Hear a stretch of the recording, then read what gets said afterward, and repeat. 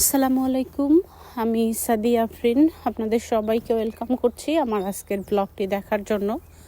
আশা করছি আপনাদের ভালো লাগবে। যদি ভালো লাগে প্লিজ লাইক, কমেন্ট এবং সাবস্ক্রাইব করে পাশেই থাকবেন।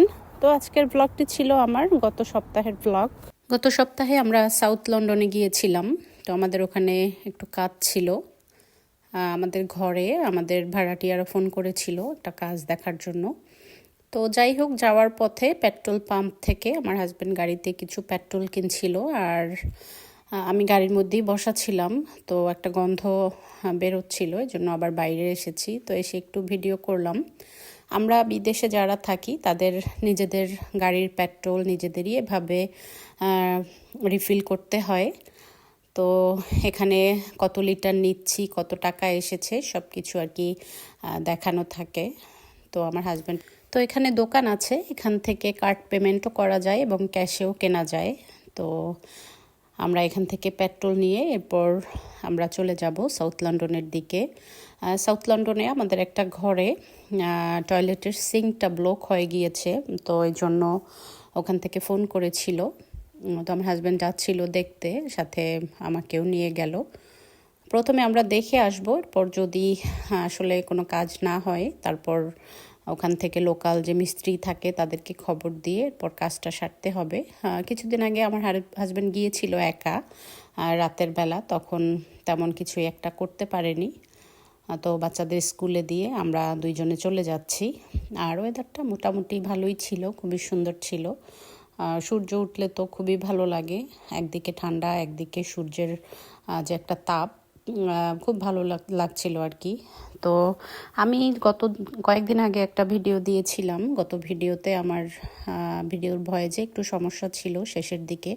অনেক আপুরাই আমাকে বলেছে যে আপু তোমার ভিডিওতে শেষের দিকে একটু সমস্যা হয়েছে। তো আসলে অসংখ্য ধন্যবাদ আপু এবং আপুরা যারা আমাকে বলেছিলেন।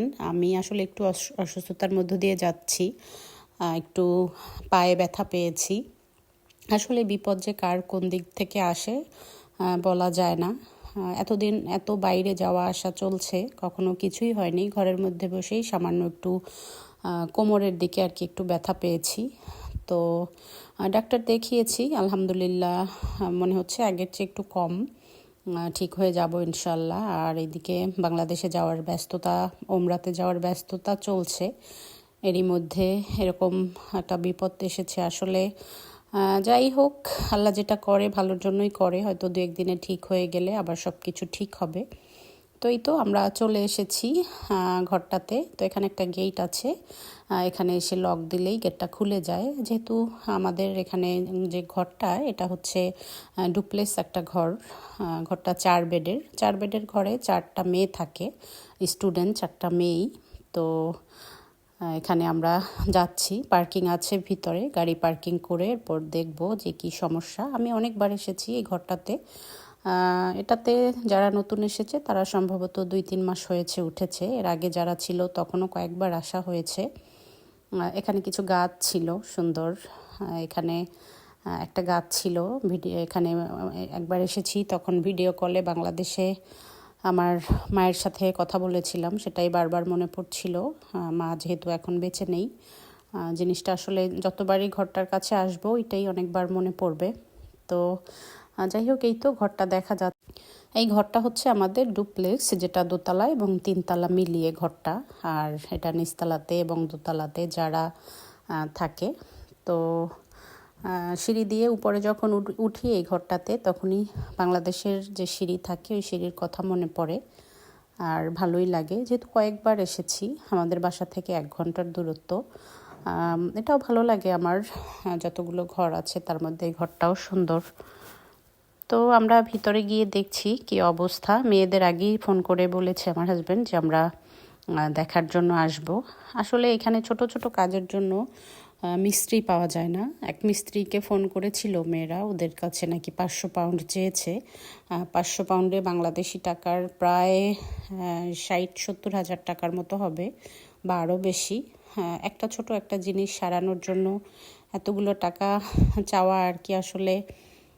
তো আমার হাজব্যান্ড বলল যে আমরা একটু দেখি, এরপরে যদি প্রয়োজন হয় তখন লোক ডাকবো। তো যাই হোক, এই তো ঘরটা থেকে সব কিছু খুব সুন্দরভাবে দেখা যাচ্ছিল, আশেপাশের এরিয়া। তো আমরা ঘরের ভিতরে চলে যাচ্ছি। ঘরের ভিতরে দেখি কি অবস্থা। আমি কত বছর এসেছিলাম মনে হয়, তখন অন্য যে ভাড়াটিয়া তারা ছিল। মোটামুটি খুব সুন্দরভাবেই পরিপাটি রাখা ছিল। এখন জানি না আসলে কি অবস্থা। তো এই তো আমার হাজব্যান্ড নক করলো, এরপর একজন এসে দরজা খুলে দিল। আমরা প্রথমেই উপরে চলে গিয়েছিলাম। উপরে হচ্ছে 3টা বেডরুম এবং একটা শাওয়ার, বাথ এবং টয়লেট। এখানে বাথটা হচ্ছে আলাদা এবং টয়লেটের সিস্টেমটা আলাদা, দুইটা আর কি ডোর। এটা একটা ভালো সিস্টেম। একসাথে হলে অনেক সময় দেখা যায় একজন টয়লেটে গেলে আর একজন হয়তো গোসল করতে চায়, করতে পারে না, ওয়েট করতে হয়। আর এখানে এক সাইডে গোসল করতে পারে, আবার এক সাইডে টয়লেটের কাজ সারতে পারে।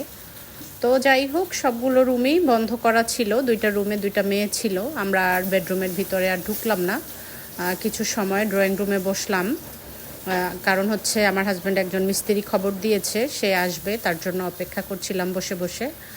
আর দেখছিলাম মোটামুটি গোছানো ছিল, যেহেতু স্টুডেন্ট যারা থাকে এবং সাথে হয়তো পার্ট টাইম কাজও করে, তাদের তো আর কি ওইভাবে সময় হয় না খুব পরিপাটি করে রাখা। তো যাই হোক, মোটামুটি যা রেখেছে অন্য অন্য বাসার তুলনায় ভালোই আছে। আর আমরা ঘুরে ঘুরে দেখে এরপর আমার হাজব্যান্ড টুকটাক কাজ শেষ করে, একটা লোক এসেছিল, তার সাথে কথা বলে এরপর কাজ শেষ করে আমরা চলে যাব। আর এটা হচ্ছে তাদের কিচেনটা অনেক বড়, কিচেন এবং ডাইনিংটা একসাথে, মোটামুটি ভালোই। তো আমরা টুকটাক কাজ শেষ করে এরপর বের হয়েছি। বের হয়ে বাসার দিকে যাব। এই তো ঘরটা আবার একটু দেখালাম। জায়গাটা, এরিয়াটা খুবই সুন্দর। যেহেতু প্রত্যেকটা ঘরের পেছনে থাকে গার্ডেন, এই ঘরটার পেছন দিক থেকে ঢোকার সিস্টেমটা এবং গার্ডেন বা ড্রাইভওয়ে সব কিছু পিছনের দিকেই ছিল। সামনের দিকে বড় রাস্তা, যেখান থেকে গাড়ি আসা যাওয়া করে, ভালোই লাগে সিস্টেমটা। তো যাই হোক, আমরা চলে যাচ্ছি এখান থেকে। এরপর বাসায় গিয়ে বাচ্চাদের স্কুল থেকে আনা, আরও তো টুকটাক কাজ থাকে। তো এরপর একটা ফোন আসলো, আবার আমাদের সাউথে আর একটা ঘর আছে, যেখানে আমি অনেকবার যে ঘরটাকে দেখিয়েছি, গত মাসে যে ঘরটাতে নতুন ভাড়াটিয়া উঠেছে, ওখানেও কিছু একটু সমস্যা হয়েছিল, ওখানেও আরেকটু গেলাম। তো আমি আর ভিতরে ঢুকিনি, বাইরে ওয়েট করছিলাম। আমার হাজব্যান্ড গিয়ে কথা বলছিল তাদের সাথে। ঘরটাকে আমরা যখন দিয়েছি, আমরা দেওয়ার পরে তারা খুব সুন্দরভাবেই নাকি পরিপাটি করে রেখেছে। আমার আর ভিতরে ঢুকে ওইভাবে দেখা হয়নি। তো যাই হোক, ওখানে টুকটাক কাজ ছিল, ওটা শেষ করে এরপর আমরা বাসার দিকে যাব। আর এই তো আমরা যাচ্ছি, সাথে একটা প্লেনও যাচ্ছিল আকাশ থেকে, কারণ এখান থেকে হিথ্রো এয়ারপোর্টটা মোটামুটি কাছে, এই জন্য সবসময়ই প্লেনগুলো দেখা যায়। আর আমরা প্রায় আমাদের কাছাকাছি চলে এসেছি। তো আপনাদের কাছ থেকে বিদায় নিয়ে নেই। ভালো থাকবেন সবাই। চ্যানেল ভালো লাগলে লাইক, কমেন্ট এবং সাবস্ক্রাইব করে পাশেই থাকবেন, এই প্রত্যাশায়। আল্লাহ হাফেজ।